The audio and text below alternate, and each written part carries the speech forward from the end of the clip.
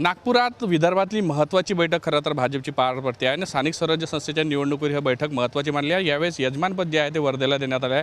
आपल्यासह राज्यमंत्री पंकज भाऊ आहे। भाऊ, कसं पाहता यावेळेस नागपुरात? आता isakal.com आहे देशातील नंबर 1 ची मराठी न्यूज वेबसाईट। प्रत्येक अपडेटसाठी isakal.com ला नक्की भेट द्या।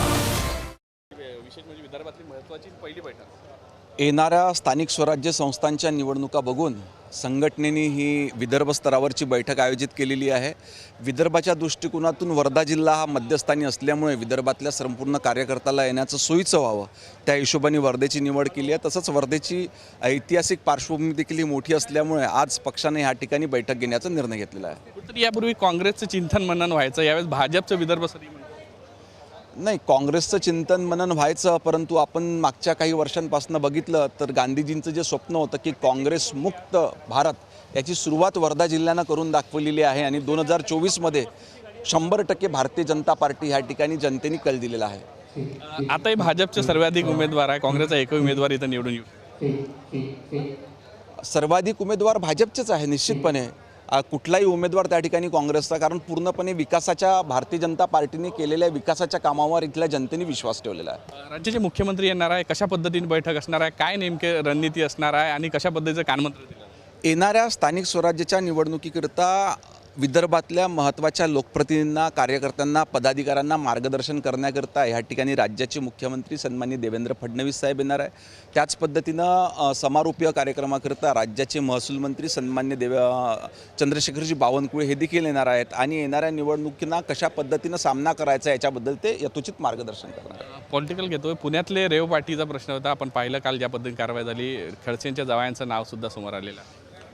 परवा रात्री पोलिसांना टीप मिळाल्यामुळे त्यांनी पुण्यामध्ये एका ठिकाणी एका स्टुडिओ अपार्टमेंटमध्ये धाड टाकली आणि त्या ठिकाणी खरंच त्यांना 5 पुरुष आणि 2 महिला त्या ठिकाणी रेव पार्टी करताना आढळून आल्या। त्याच्यावरती त्या ठिकाणी कारवाई सुरू आहे। विरोधकांचा आवाज दाबण्यात येत आहे म्हणून ती कारवाई झाली असाही आरोप झाला। नाही, याच्या आधी इतिहासात देखील पोलिसांना जेव्हा जेव्हा गुप्तपणे टीप मिळाल्या ह्या पद्धतीच्या कारवाया झाल्या आहेत, त्याचाच एक भाग तो देखील परवाची घटना होती। नागपुरात सुद्धा एक व्हिडिओ व्हायरल झाला आहे, त्यामध्ये शासकीय महाराष्ट्र शासन लिहिलेली फाईल होती आणि ती एका दारूच्या बारमध्ये पाहायला मिळाली। तिथं सह्या करताना आणि कागदपत्र तपासताना बारमध्ये पाहायला मिळाली। नाही, ह्या प्रकरणाची देखील माहिती घेऊन सखोल चौकशी करण्यात येईल। कालच आपण पाहिलं राज ठाकरे आणि उद्धव ठाकरे दोघंही एकत्र आलेले आहे। महायुती कसं पाहतं या सगळ्याकडे, दोघेही बंधू एकत्र? नाही, येणाऱ्या निवडणुका लक्षात घेता आता आपल्या जनमानसामध्ये हे काही राहिलेलं नाही हे लक्षात घेऊन ते दोन्ही एकत्र येण्याचा प्रयत्न करत आहेत। परंतु मला असं वाटते जनतेचं पूर्णपणे मत हे त्या ठिकाणी महायुतीच्या बाजूने झालेलं आहे। राज्याचे मुख्यमंत्री यांनी म्हटलं की निवडणुकीमध्ये सगळं दिसेल, जनता कोणाच्या बाजूने? निश्चितपणे निवडणुकीमध्ये जनतेने दाखवून दिलं आहे की जनता ही विकासाच्या कामावर त्या ठिकाणी विश्वास ठेवत असते। त्याच्यामुळे झालेल्या विधानसभेच्या निवडणुकीत 100% यश त्या ठिकाणी भारतीय जनता पार्टी आणि महायुतीला मिळालेलं आहे। येणाऱ्या सर्व स्थानिक स्वराज्य संस्थांच्या निवडणुकीत देखील जनता ही विकास कामावर विश्वास ठेवून महायुतीला मतदान करेल। मुंबई महानगरपालिकेची निवडणूक असो की इतर ठिकाणच्या, कशा पद्धतीने लढणार? म्हणजे महायुती म्हणून एकत्र लढल्या जाईल की स्थानिक पद्धतीवर निर्णय होईल? आज काय त्याच्यावर चर्चा होणार आहे? कार्यकर्त्यांच्या भावना जाणून हा सर्वस्वी निर्णय वरच्या नेते मंडळींचा आहे। ते एकत्र बसतील आणि याच्यावर यथोचित निर्णय घेतील। आज जी चर्चा होणार आहे त्यामध्ये कुठले पदाधिकारी आणि काय नेमकं मार्गदर्शन होण्याची शक्यता आहे, म्हणजे ज्या पद्धतीने मुख्यमंत्री स्वतः उपस्थित आहे?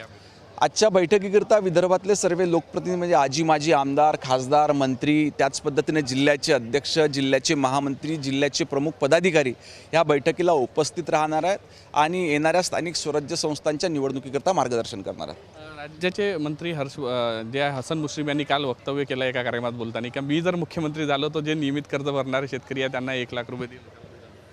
नाही, हे त्यांचं वैयक्तिक मत त्या ठिकाणी राहू शकतं, परंतु ह्या ठिकाणी कार्यरत असलेलं सरकार हे शेतकऱ्यांना प्रत्येक होणारी मदत करण्याकरता कार्यतत्पर आहे। लाडक्या बहिणींच्या मोठ्या प्रमाणात अपात्र झाल्याची सुद्धा आकडेवारी आज समोर आली आहे। जवळपास 26 लाख आहे, त्याच्यात पुरुषांनी सुद्धा लाख। नाही, काही नोंदणीमध्ये ज्या काही त्रुट्या होत्या त्या दूर करण्याकरिता आता शासन स्तरावरून कार्यवाही त्या ठिकाणी चालू आहे। परंतु पात्र अशा आमच्या लाडक्या बहिणींना त्या ठिकाणी लाभ निरंतरपणे सुरू राहील। कुठेतरी पात्र लाभार्थी महिलांना निरंतर जे आहे लाभ मिळत आहे असं सांगितलं। तसंच मोठी बैठक जी आज होणार आहे आणि विदर्भात कशा पद्धतीने निवडणुकीत रणनीती ठरली जाणार आहे आज राज्याचे मुख्यमंत्री कानमंत्र जे आहे ते पदाधिकाऱ्यांना देणार आहे। व्हिडिओ जर्नल सौरभ बोलेसह पराग ढोबळे, साम टीव्ही न्यूज, वर्धा। देश विदेशातील प्रत्येक घडामोडींचे लाईव्ह अपडेट मिळवण्यासाठी आता साम टीव्हीच्या सर्व सोशल मीडिया प्लॅटफॉर्मला लाईक, फॉलो आणि सबस्क्राईब करा. तसंच सर्व नोटिफिकेशनसाठी बेल आयकॉन प्रेस करायला विसरू नका.